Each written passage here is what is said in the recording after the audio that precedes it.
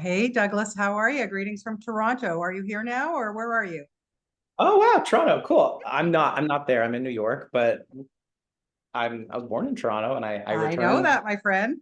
I often I didn't yeah, I'm going from one to the other and I didn't know I was talking to Toronto. Well, Cool. there you go. You're talking to Toronto hometown. Say hi to mom and dad, whatever you want to do. Let's get that out of the way. Well, mom's in Alberta now and dad's in British Columbia. Oh, no, But okay, I'm sorry. actually my mom wanted me to call. We were supposed to have a phone call last night and then she was, she blew me off because she's like, "Oh, somebody's stopping by. How about tomorrow morning?" And but I think maybe it'll be all right with the time difference because we're on Listen, Eastern time. gotta But love your parents. Douglas, my goodness, yeah. what an amazing performance. And I'm watching this kind of like, oh my God, frustrating for me to watch because like this poor guy, what he's going through. I can't imagine Mhm. what you were thinking when you were initially given the script. Did this one scare the crap out of you?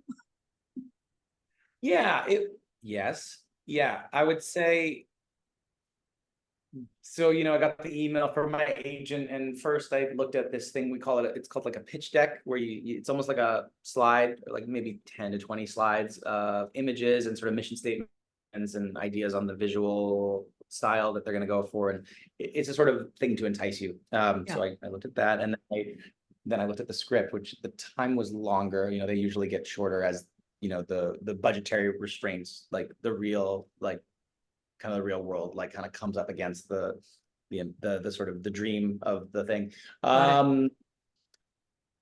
When I first read it, I was really drawn to the specificity of that opening office scene where Tanner, I guess it's not the opening, but it's kind of the opening, because you have some images that you're not really sure where we are, and then you're with Tanner at the office and he's checking the seal on the water, and he's kind of just the specificity of all of that. There was even more in the script, really, in that sequence.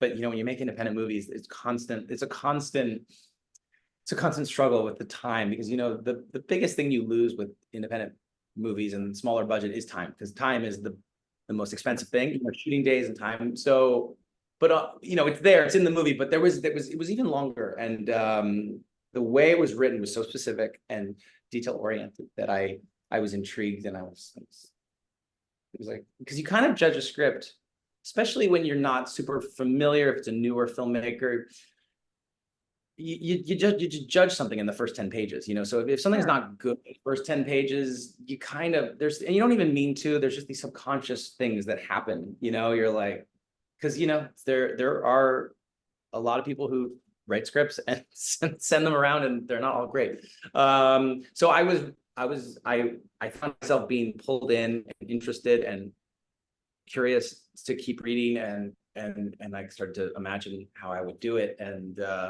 so then it snowballed from there. But I did want to set some sort of clear boundaries when I said I'd like to talk to Peter about, like, maybe I was a little scared of certain things being close to home. So I said, look, the things in this project that are close to home, I think will come through naturally. So I would Mm, like to do this if we can set up some boundaries, or we talk about the character and we can make it about the character, we make it about the text, and we don't turn it into a therapy session. And if you exactly. want an actor to work that way with you, then I might not be the right person for you. So I was really upfront before signing on with Peter about that. And then we went and we met in a space which at the time felt really novel, to meet in person before you were working, because that was earlier in the pandemic. It was the spring of 2022, Right. March of 2022, and we sort of set up like how we'll do it. And then he said, okay, well, if I'm on the set, and can I do this to this to this? And I was like, yeah, and we just sort of like created a sort of language that we would be comfortable both working on this project with each other, how we would be comfortable working, just to make sure that worked for both of us. And then it was only after that that we sort of decided to do it together. And Well, you so say, no, yeah, so yeah, but you say the script was very specific and very detail oriented, which I get because I think you would need it for a character like this. But yeah. clearly there are people out there that are suffering from this kind of OCD or just the paranoia or whatever. Did you feel responsible to maybe research into that, or did you just go with your gut and what you were given in the script? Well, Peter's a member of that community, and he is an autobiographical story for him. He has used exposure therapy. It has helped him get out of the cycles that he was in. So for me, he had research, he had websites and things that we spoke about, but for me, it's a personal, nuanced take, and everybody's version is very personal. And that was the thing Sure. that he wanted to make sure. Well, I think he spoke about how, being somebody who's a member of that community, he had been frustrated with the way it had been depicted in the past. And so it was really important to me to use him as the main resource, because it wasn't like he, read about this and then thought it would be interesting. It was his You lived story. it. Yeah. Yeah, and yeah, and still, yeah, to varying degrees. It never really leaves you. Oh, no, well, I'm sure. Yeah, no, no, no, I'm sure Yeah. there's always, yeah, So yeah. so yeah, so that was the best resource. When you have a writer, when you have a director who's the writer, it's a great resource. But when you have a director that's the writer and it's based on their own personal journey, it's kind of hard to beat that resource. Yeah, and how it also shows too, and like you said earlier, I like that this movie doesn't hit you over the head. You're right. It's not a therapy session. It's not going to give people answers or whatever. It's a movie, right? But it also shows though how it affects the people in your lives. Like he's got this loving wife who's really trying her best, but at some point it's going to be like, you know what, dude, I can't deal with this anymore. And I love the relationship that you had with your co-actor Margo, because it seemed to me like a real kind of give and take relationship on and off. Is that true? Yeah, yeah. When he was, because I just signed on in, and he was talking about the different people he was talking to for the role of Nicole. And when he mentioned Margo, for me, she felt like she had the energy that I was hoping Nicole would have. We did a commercial together, actually, when we were like 20 years earlier. Get For me, out, really? yeah, 27 years. I mean, we made the movie 2 years ago. I'm 39, so we made the movie when I was 37, I guess. Yeah. I might have even been 36. I think I turned 37 right after. I did the commercial with her when I was 15. So Wow. Oh my a, God. a yogurt commercial. It's a small thing, we spent maybe a week together, but it was interesting. It created an instant, like, Yeah, a little bond. familiarity, Yeah. especially because we're younger. So both of our moms were on the set with us at the time. You That's know, funny. yeah, yeah. We were both in high school at the time. Wow. Yeah, and it was a funny thing. We had mutual friends. I was just excited. Also, she had the right energy, at least from how I read the script and I imagined the character. But then the fact that there was that kind of comfortability from the beginning, I thought was a gift, because we didn't have years to rehearse and like create a real life marriage dynamic. So Yeah. that we had this funny little thing 20 years ago that we shared, and also in the interim, when two people are kind of long-term lifers of the industry, there is a bit of a kinship there, and Sure. friends. And so I felt really comfortable from the beginning with her, and then that's not always the case, when you get on Of set with course. somebody. Yeah. Sometimes you're cast to, especially with me, like, people often don't think I'm the age I am. So I'm sometimes working with people that are very different, like, points in their life, but we're pretending that we're in the same point of our life in those characters. And Yeah. that can sometimes be a little strange, Yeah. anyways, yeah. Yeah. So yeah, that was just, that's not really acting. That's kind of just like kind of picking appropriate people for a role. I think that's in casting, you know. For sure. I believe that it's acting, you're not just playing yourself, but there are certain things that are just you that can just be just more right for a role. And Yeah. yeah. Yeah. So, but yeah, Well, so it was nice spending there. yeah. Well, Sorry, somebody go. you do have very good relationship with and chemistry with. I just have a few more minutes, so I have to address this because at TIFF last already, I can't even believe it's almost a year. Saw Seven Veils, so good. I mean, Adam McGoyan, what Oh, can you I saw say? it?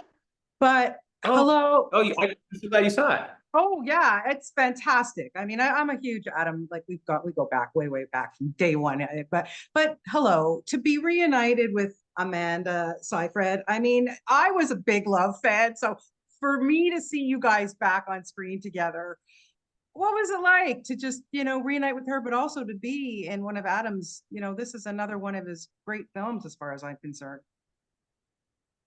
Well, thank you. I think so too. I'm a big fan of his as well.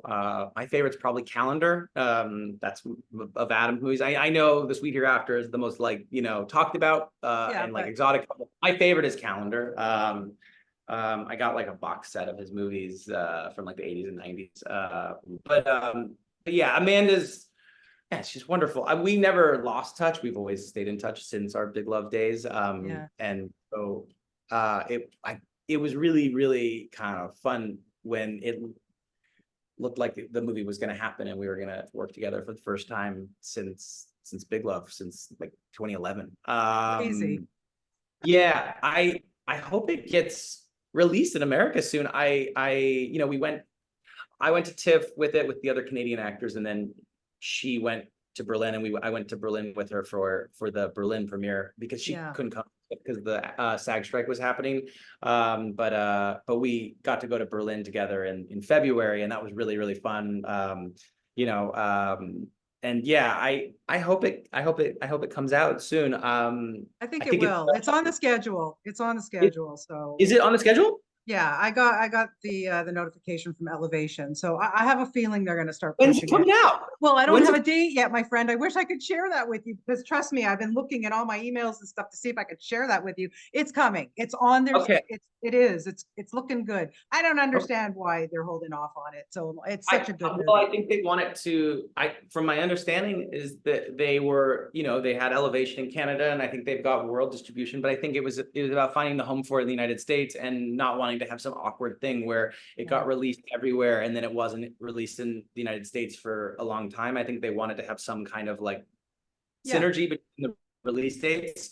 So it'll my happen. understanding was, Yeah. yeah, I hope so. Yeah, but Adam's lovely, and I'm gonna do a movie next month with somebody who Adam was a mentor to, and I'm gonna do that in Kamloops. Nick Butler is his name. Oh, But yeah, sure. Yeah. I know Nick. Yeah. yeah, Yeah. you do. Yeah, so I'm Yeah. gonna go do a movie with him in Kamloops called Lunar Sway Nice. next month. Yeah, yeah. You are a busy guy, honestly. Like to even have to work with Kevin Costner on Horizon. I Yeah, mean, come on, dude. Wow. What like yeah. just not just having him as your director, but a sweeping Western epic like that? Come on. Yeah, I'm really excited for chapter two. That's more. I worked a lot more in chapter two, so it's going to go to Venice on September 7th. They're going to show chapter one earlier in the day, and then they're going to show chapter two later in the Awesome. day on September 7th. But I think I'm supposed to film with Nick in Kamloops that same time, so I don't think I'm going to be able to go to Venice. But hopefully that'll get back on the schedule as well. I know it was going to be scheduled for August, but they removed it to go Yeah. to give chapter one more time to be seen by people on VOD. And from my understanding, it's been doing really well on VOD. It's been like topping the charts on VOD. So It it makes seems like sense. their Yeah. plan. Yeah, it was like, yeah, I saw these articles, like it was like the #1 streamed thing Oh, on good. Apple. I'm glad. I'm glad for that. It's tough Yeah. these days. It's tough. But listen, It's always a a pleasure to 3 hour. talk to you, Douglas. I know you've Oh, got thanks. lots of people waiting to talk to you. So take care. Have a great day today. And hopefully we'll get to see you back in Toronto in person sometime soon. So I appreciate your time and you are really extraordinary in exposure. My God, what a role. Kudos. Thank you for watching. Okay. Take care. Bye-bye. Bye.